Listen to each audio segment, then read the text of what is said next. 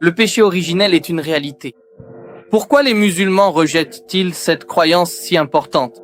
Répétez la question. Le péché originel est une réalité. Pourquoi les musulmans rejettent-ils cette croyance si importante? La question porte sur le péché originel, à savoir s'il s'agit d'une réalité. Que voulez-vous dire par péché originel? Vous voyez, les chrétiens croient que ce qu'Adam et Ève ont fait lorsqu'ils ont mangé le fruit défendu. À cause de cela, le péché est entré dans le monde et chaque enfant humain, depuis l'époque d'Adam jusqu'au jour du jugement, est un pécheur et en tant que tel est destiné à l'enfer. Chaque être humain va en enfer à cause du péché d'Adam et Ève. Ce qu'ils ont fait, c'est qu'ils ont mangé le fruit défendu. Donc Dieu Tout-Puissant va envoyer tout le monde en enfer. À moins que vous ne croyiez, comme le dirait le docteur Charoche, que le Christ a payé pour ce péché, vous êtes absous. Sinon, chacun, que vous vous appeliez hindou, musulman, juif, peu importe qui vous êtes, tout le monde va en enfer à cause du péché d'Adam et Ève.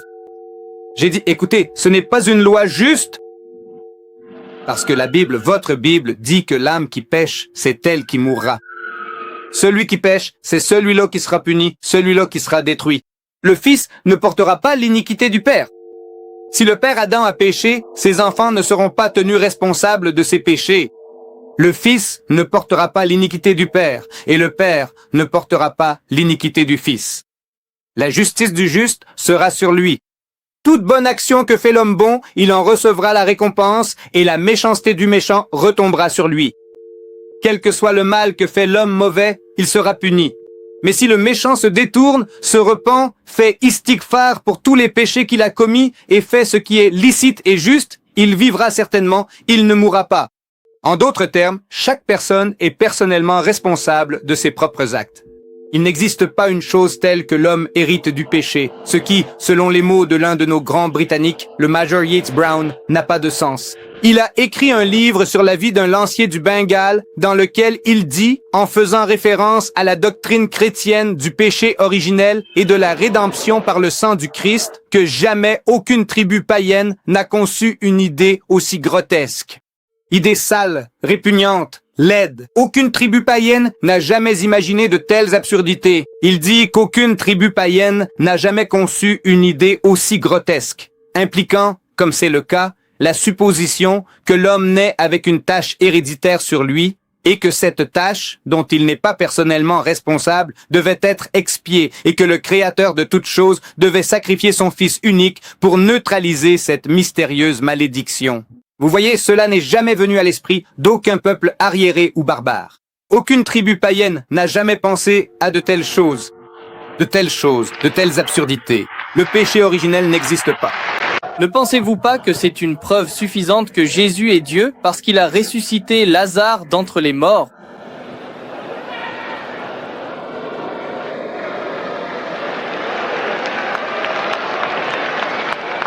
La question était, je crois, quelque chose comme ceci, que Jésus est Dieu parce qu'il a ressuscité Lazare d'entre les morts. Nulle part dans la Bible, il n'est dit que Jésus a rendu la vie à Lazare. Nulle part. Jésus-Christ, lorsque son ami Lazare est mort, si vous lisez l'Évangile selon Saint Jean,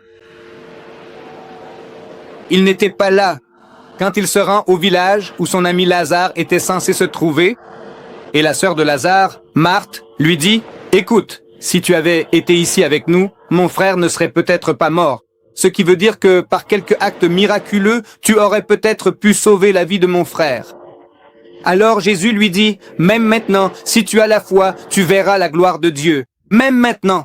Pas ma gloire, la gloire de Dieu. Sur ces paroles, il dit, conduisez-moi là où vous l'avez déposé. Alors ils le conduisent au sépulcre. Un sépulcre est une tombe taillée dans la roche.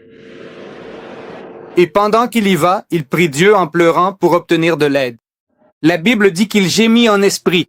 Il gémissait intérieurement, c'est-à-dire qu'il pleurait, qu'il parlait à Dieu, ce qui n'était pas audible pour les personnes qui étaient avec lui, comme s'il pleurait, gémissait, quelque chose de ce genre. Et il était réellement en communion avec Dieu. Et lorsqu'il eut reçu cette assurance de Dieu, Jésus-Christ leva les yeux vers le ciel et dit, « Ô mon Père, Dieu Tout-Puissant, je sais que tu m'as entendu. » Quoi? ses gémissements, ses cris, ses supplications à Allah pour obtenir de l'aide. Je sais que tu m'as entendu et je sais que tu m'entends toujours.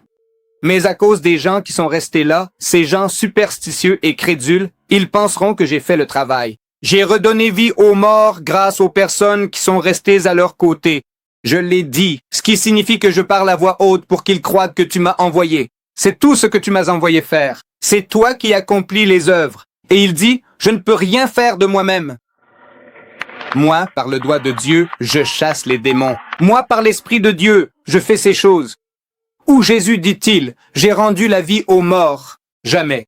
Est-ce que les musulmans croient à la naissance virginale de notre Seigneur Jésus? Ou croient-ils que son père était Joseph? Monsieur Ahmad dira, je vais relire la question. Les musulmans croient-ils à la naissance virginale de notre Seigneur Jésus ou croient-ils que son père était Joseph? La question est de savoir si nous, musulmans, croyons. La question dit, notre Seigneur. Non, nous ne croyons pas que leur Seigneur soit né de la Vierge, que notre Seigneur Jésus soit né de la Vierge. Nous ne croyons pas au Seigneur Jésus. Nous croyons en Jésus, Hazrat Isa, Jésus-Christ, qu'il est né miraculeusement sans intervention masculine.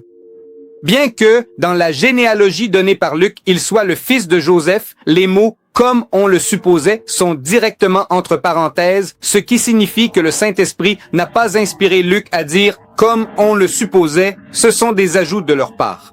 En d'autres termes, il subsiste l'idée que Joseph le charpentier était le véritable père de Jésus. Nous ne croyons pas cela. Nous croyons qu'il est né par miracle et le Saint-Coran en témoigne. Dans la sourate Ali Imran, lorsque la bonne nouvelle lui est annoncée, elle dit « Ô mon Seigneur, comment aurais-je un fils alors qu'aucun homme ne m'a touché ?» Alors l'ange répond. Il dit « Ainsi Allah crée ce qu'il veut chaque fois qu'il décrète une chose. » Allah, chaque fois qu'il décrète une chose, il dit simplement qu'il en soit ainsi. Et c'est ainsi. Nous croyons en la naissance miraculeuse du prophète Hazrati, né sans père. Joseph le charpentier n'a aucune place en islam et n'y figure nulle part. De par votre connaissance de la foi musulmane, pouvez-vous attester que Mahomet n'était pas l'antéchrist?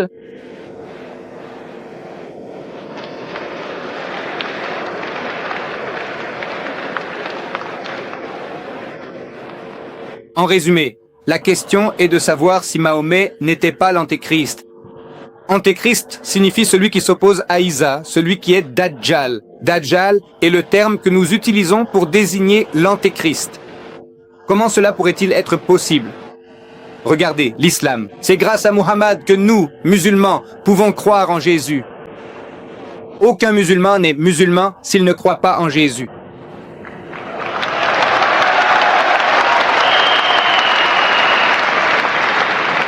Nous, musulmans, sommes amenés à croire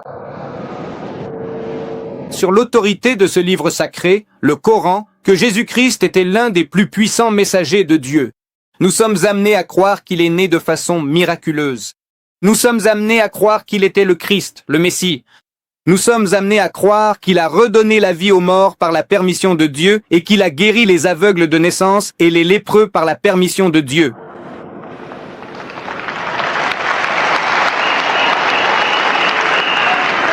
Et la Bible chrétienne en témoigne que Awa Nabi Karim sallallahu alayhi wa sallam est un véritable messager de Dieu. Le test qu'elle donne dans la première épître de Jean, chapitre 4, il est dit « Bien-aimés, ne croyez pas à tout esprit, mais éprouvez les esprits pour savoir s'ils sont de Dieu. Car beaucoup de faux prophètes sont venus dans le monde. » Il continue « L'esprit qui confesse que Jésus est le Christ vient de Dieu. » Un véritable esprit est un vrai prophète et un faux esprit est un faux prophète. Le prophète qui dit que Jésus est le Christ vient de Dieu, dit son livre sacré. Voici le test. Alors pourquoi ne l'appliquez-vous pas? Le saint prophète Muhammad est amené à dire « Voici que l'ange dit « Ô Marie ». Allah te donne la bonne nouvelle d'une parole venant de lui, c'est Mughal Masih. Son nom sera le Messie, traduit par Christ, c'est-à-dire que Jésus est le Christ. Si c'est le test, en voici un. Pourquoi n'êtes-vous pas raisonnable? Pourquoi ne consultez-vous pas votre propre livre? Et votre livre vous donne le test. Appliquez-le à Muhammad. Et le livre dit aussi, c'est à leurs fruits que vous les reconnaîtrez. Cueille-t-on des figues sur des chardons ou du raisin sur des épines? Il a dit, tout bon arbre porte de bons fruits et tout mauvais arbre porte de mauvais fruits. C'est à leurs fruits que vous les reconnaîtrez. Et vous les jugez homme par homme. Le musulman et le chrétien, le musulman et l'hindou, le musulman et n'importe qui d'autre, dans la fraternité, la piété, la charité, la sobriété. Il n'y a pas une autre communauté qui puisse nous faire de l'ombre en disant que nous sommes meilleurs que vous. Nous avons nos défauts. Nous avons nos brebis galeuses. Comme toute autre communauté, nous avons du bon et du mauvais. Nous avons nos ivrognes qui pourraient en mettre plus d'un chrétien sous la table. Mais en tant que peuple, dans l'ensemble, la plus grande société d'abstinents au monde, ce sont les musulmans. La plus grande société d'abstinents, de personnes qui ne consomment pas d'alcool, ce sont les musulmans. Dans mon pays, je m'en vante et personne ne m'a encore contredit. Les musulmans d'Afrique du Sud, nous avons la plus faible consommation d'alcool, le taux de jeu le plus bas, le taux de suicide le plus bas, le taux d'incarcération le plus bas, le taux de divorce le plus bas et le taux de charité le plus élevé du pays.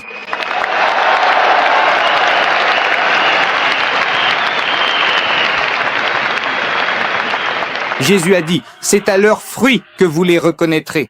Il dit de les juger à leurs fruits, pas à travers des individus. Ce dirigeant a fait certaines choses mal et cet homme-là aussi a fait certaines choses mal. J'ai dit, pourquoi ne regardez-vous pas votre propre homme? Vous savez, Hitler, qui était-il? Mussolini, qui était-il? Chrétien? Chrétien? Parlez d'eux. Les musulmans n'ont-ils pas aussi différentes versions du Coran pour les Arabes et pour les non-Arabes?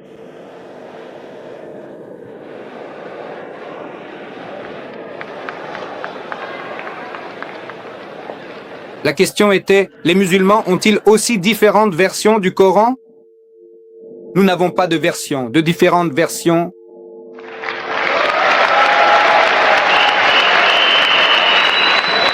Nous avons différentes traductions. Quelle est la différence entre une version et une traduction? Je vous dis, voyez-vous, pour la traduction, vous avez un choix de mots, comme le verset que je vous ai cité de l'Évangile selon Saint Jean, chapitre 18, verset 9, où il est dit « Je n'en ai perdu aucun ». Ça, c'est une traduction. Une autre dit « pas un » ou « aucun ». Choix de mots, pas un seul. C'est ce qu'on appelle le choix dans la traduction des mots. Ce n'est pas une version, mais la version, c'est comme le frère essayait d'expliquer. Il a dit que le verset sur la Trinité est une interpolation. Il a expliqué qu'une interpolation signifie quelque chose qui a été ajouté, qui n'était pas censé être là. Et dans la Bible qu'il m'a présentée, ce verset fait partie du texte. En d'autres termes, là c'est une version, vous ouvrez un autre livre. La version catholique romaine de la Bible, qui est la version RSV, catholique romaine. Ils l'ont rejeté comme étant une fabrication. Ce verset, c'est une version différente. Cette RSV est une version différente. Tu te souviens du verset que je t'ai cité? Jésus disant à Paul, « Pourquoi te rebelles-tu contre le prince ?» Ce verset sale et obscène n'est pas retiré de celle-ci comme une interpolation, une fabrication, une falsification. Donc c'est une version différente. Maintenant, tu sais ce qu'est une version. Tu vois la version maintenant, celle-là est rejetée, version. Celle-ci contient 66 livres à l'intérieur.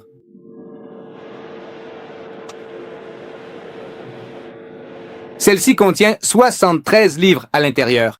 C'est une version différente. J'espère que tu comprends maintenant mon anglais simple. Donc, nous n'avons pas de version différente du Coran. Le Coran en arabe est universellement le même. Aucune différence entre une partie du monde et une autre dans les traductions. Nous avons Piqtal, Muhammad Ali, Yusuf Ali, Daryabadi, Assad. Vous pouvez en avoir une centaine. Il existe différentes traductions, mais ce ne sont pas des versions différentes, seulement un choix de mots dans lequel elles diffèrent.